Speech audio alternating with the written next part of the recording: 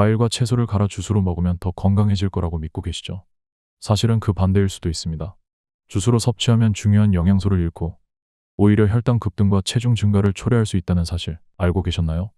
오늘은 잘못된 주스 섭취 습관과 건강한 과일, 채소 섭취법을 모두 알려드리겠습니다. 영상을 끝까지 시청하세요. 안녕하세요. 오늘은 여러분이 평소 과일과 채소를 갈아서 주스로 먹는 습관이 실제로는 건강에 어떤 영향을 미칠 수 있는지에 대해 이야기해 보겠습니다. 아침마다 신선한 주스 한 잔을 마시며 건강을 챙기고 계신 분들 많으시죠? 그러나 이 습관이 반드시 좋은 것만은 아닐 수 있다는 사실 알고 계셨나요?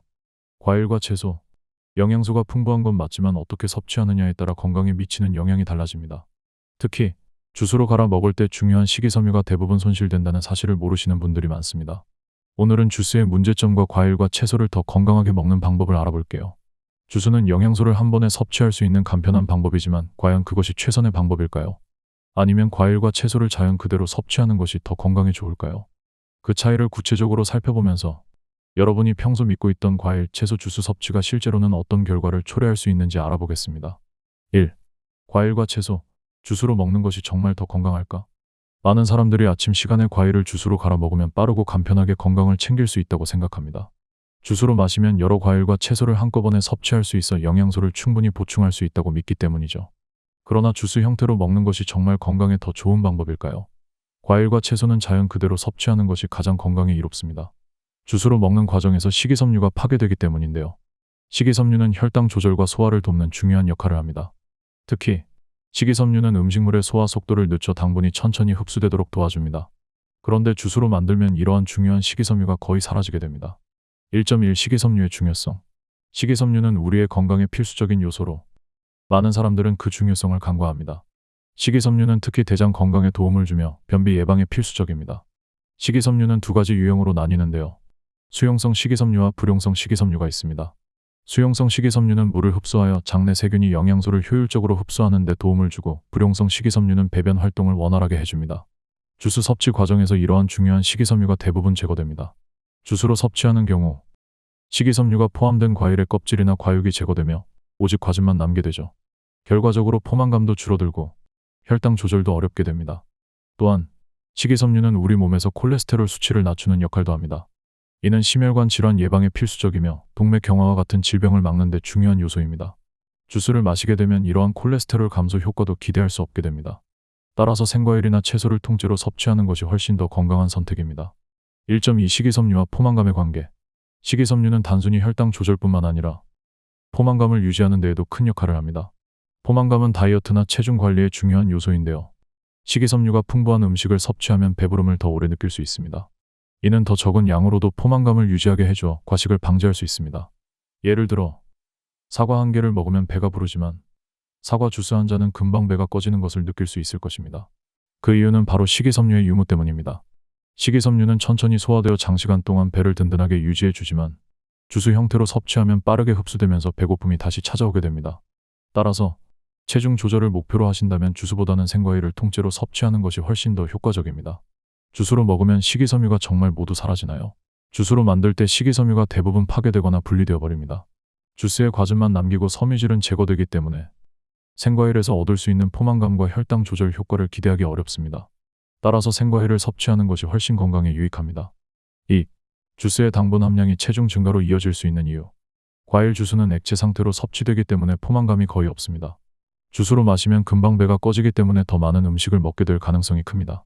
이로 인해 과도한 열량 섭취로 체중 증가를 초래할 수 있습니다. 특히 상점에서 판매되는 주스는 무가당이라고 적혀 있어도 과일에 포함된 자연 당분이 빠르게 흡수되며 혈당을 급격히 올릴 수 있습니다.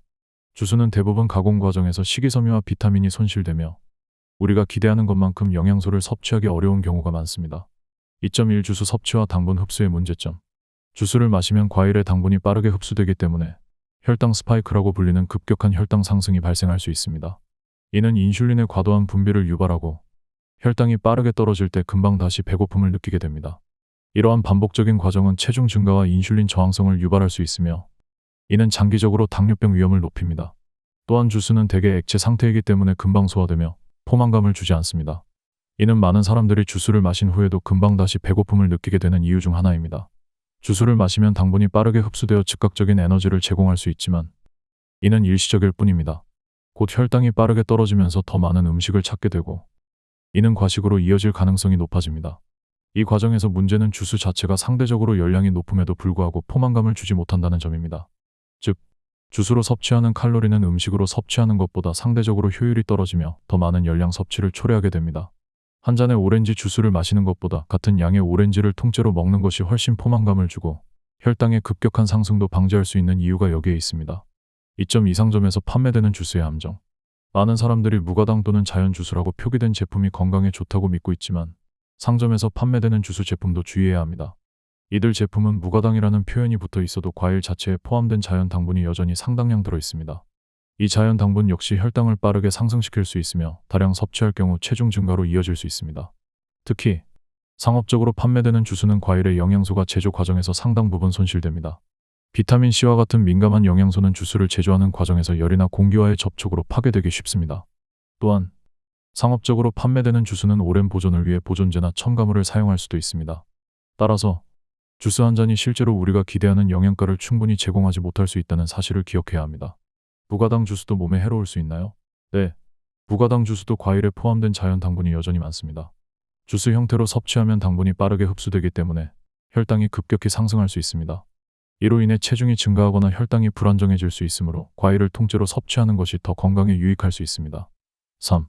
주스 대신 생과일과 채소 그대로 먹어야 하는 이유. 과일과 채소는 생으로 섭취하는 것이 가장 좋습니다. 생과일과 채소는 식이섬유를 그대로 보존하고 있어 혈당 조절과 소화에 큰 도움을 줍니다. 특히 껍질째 먹는 과일은 더 많은 비타민과 미네랄을 섭취할 수 있습니다. 과일 껍질에는 항산화 성분과 식이섬유가 많이 포함되어 있어 껍질을 제거하지 않고 섭취하는 것이 건강에 더 유익합니다. 3.1 항산화 성분의 중요성. 과일과 채소에 포함된 항산화 성분은 몸에서 활성산소를 중화하는 데 중요한 역할을 합니다. 활성산소는 체내에서 세포를 손상시키고 노화를 촉진시키며 심혈관 질환이나 암과 같은 질병을 유발할 수 있습니다. 항산화 성분은 이러한 활성산소를 제거하여 세포 손상을 막고 건강을 유지하는 데 기여합니다.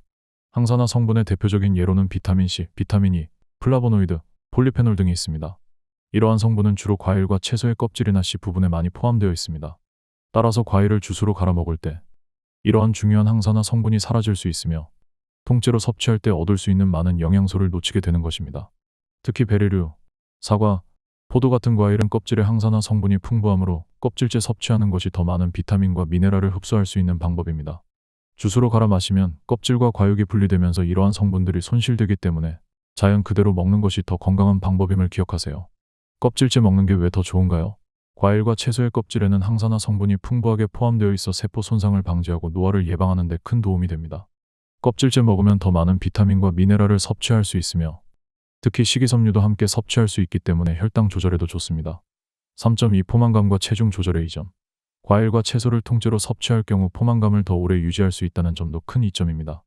앞서 언급했듯이 식이섬유는 소화 속도를 늦추기 때문에 천천히 흡수되며 이는 포만감을 지속시켜줍니다.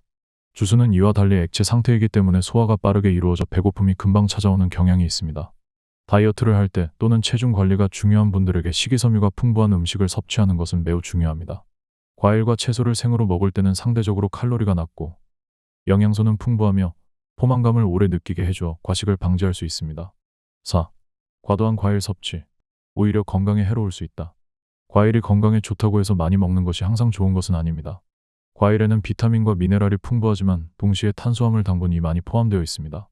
과일을 한꺼번에 많이 섭취하면 혈당이 급격히 상승하고 체중 증가로 이어질 위험이 있습니다. 과일의 당분, 즉 과당은 간에서 처리되는데 과다 섭취할 경우 간에서 지방으로 축적됩니다. 이는 장기적으로 지방간을 유발할 수 있으며 비만이나 대사증후군과 같은 질환을 초래할 수 있습니다.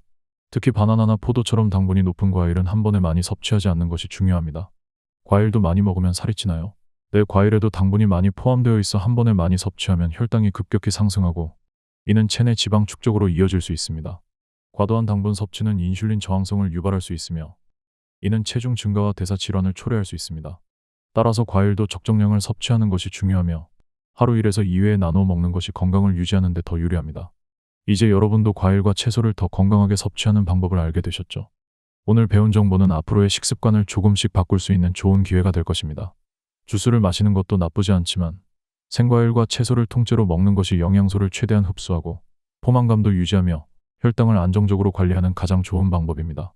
여러분도 오늘부터 작은 변화를 시작해보세요. 주스를 즐겨 드셨다면 이제는 생과일을 직접 섭취하는 습관을 만들어 보는 건 어떨까요? 이는 여러분의 건강과 체중 관리에 큰 도움을 줄 것입니다. 주스보다 더 건강한 선택, 여러분도 실천할 수 있습니다. 오늘 정보가 유익하셨다면 좋아요를 눌러주시고, 앞으로도 건강한 생활을 위한 유익한 팁을 놓치지 않기 위해 구독도 꼭 눌러주세요. 앞으로도 여러분의 건강한 생활을 위해 도움이 되는 유익한 정보를 제공하겠습니다. 그럼 다음 영상에서 다시 만나요. 감사합니다.